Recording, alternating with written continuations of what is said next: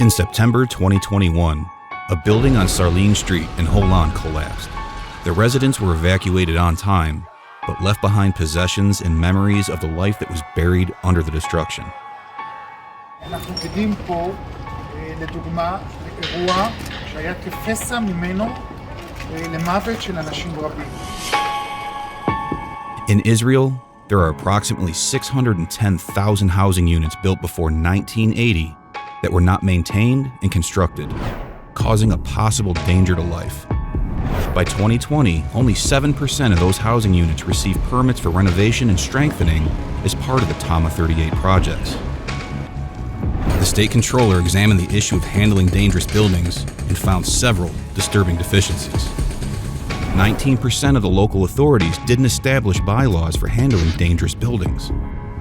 In the 86% of the local authorities that did establish bylaws, those bylaws were not updated.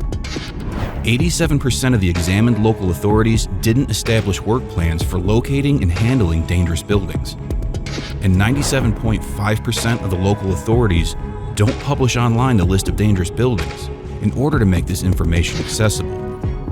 And what does the government do?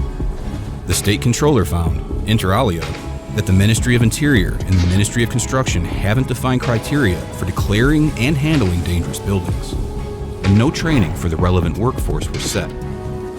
These ministries have no data regarding already declared dangerous buildings. The Ministry of Education did establish safety requirements, but is not obligated to monitor and check the stability of schools and kindergartens. What happens if you found out that your building is dangerous and you want to handle that? Don't count on a grant from the authorities.